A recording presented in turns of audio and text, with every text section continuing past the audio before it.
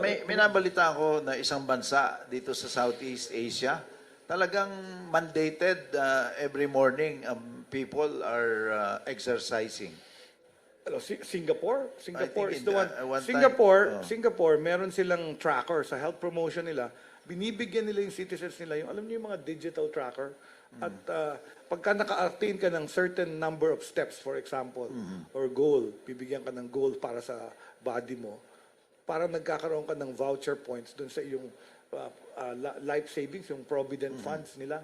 So parang nako-convert siya into parang health coupons. Maybe we can do something like Yes. that in the Philippines. Kung wala mang batas, pwede namang executive order mandating or encouraging local governments to undertake certain program, and then kung gagawin ng local governments yon na talagang mapopromote ang healthy lifestyle through concrete programs, then magkaroon ng incentive ibibigay ang national government sa local governments, hindi lang award kung hindi merong monetary incentive. You think that's a good idea? That's a good idea. And actually, a month ago, Senator Joey, I went to Pampanga. I met all the governors of Luzon. And I'm also going to go and meet all the governors of Visayas and Mindanao. And the idea was to explain also all the programs we were doing. Sabi ko, malaki ang role ng local chief executive.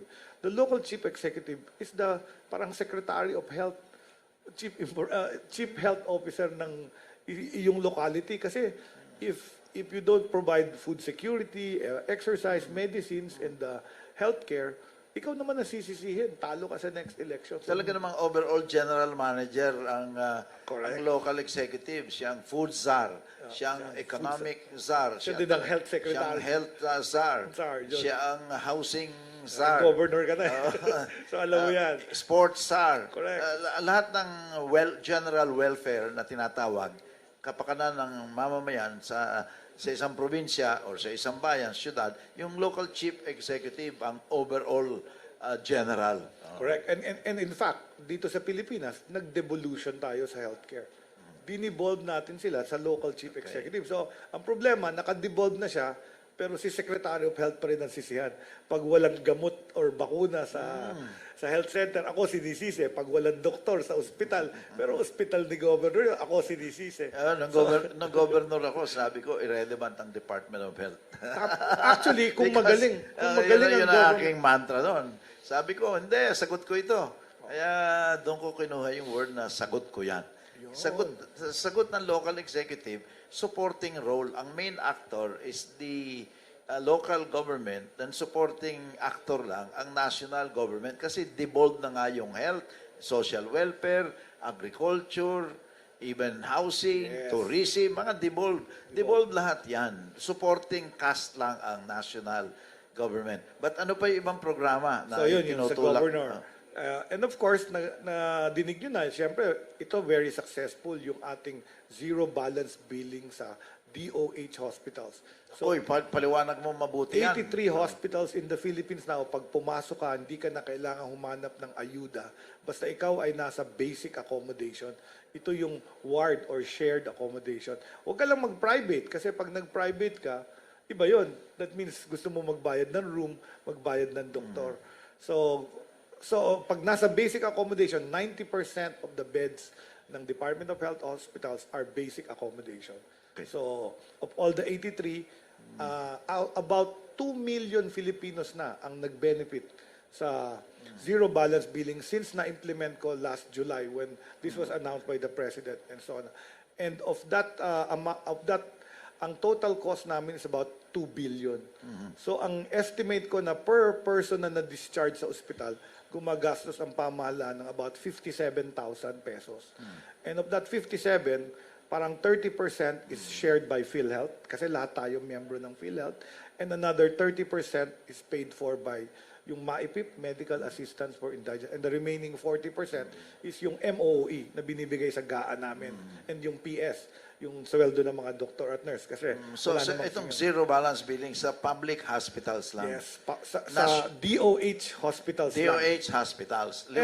Liwanagin natin mabuti yun. DOH hospitals. And, But let me say, madaming governor nag-implement na nito before DOH started it.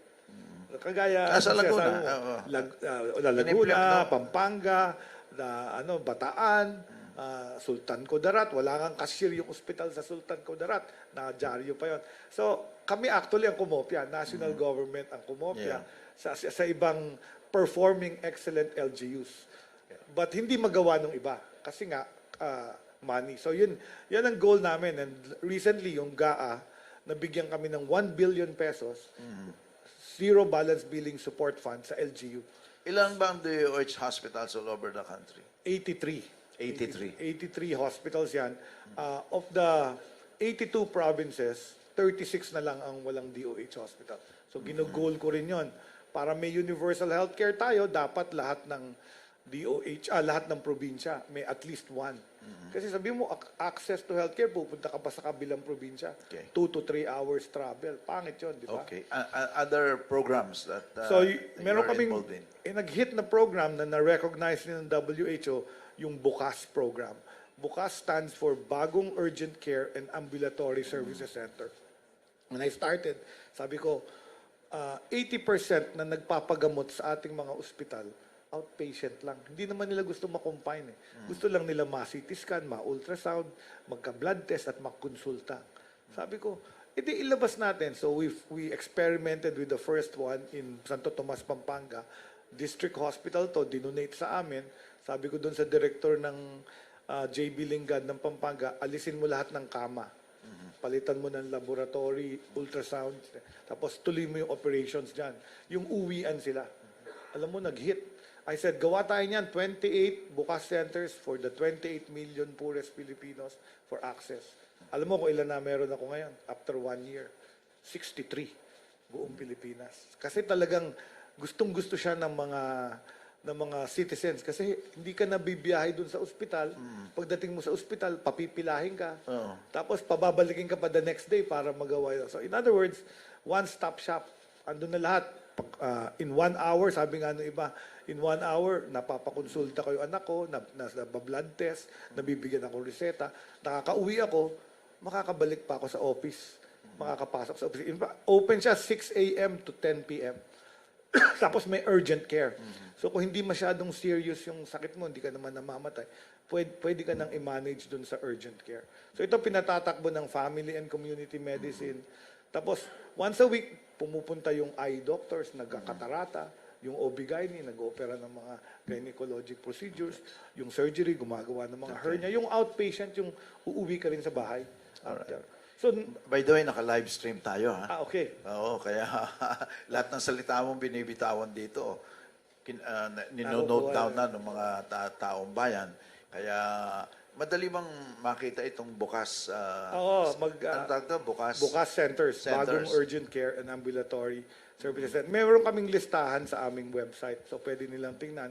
At ano yun, balita by word of mouth. Kasi tricycle or lakad lang, nakakaabot sila doon.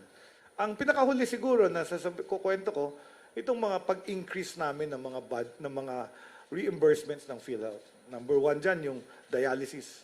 Dati yung dialysis, 2,500 pesos per session.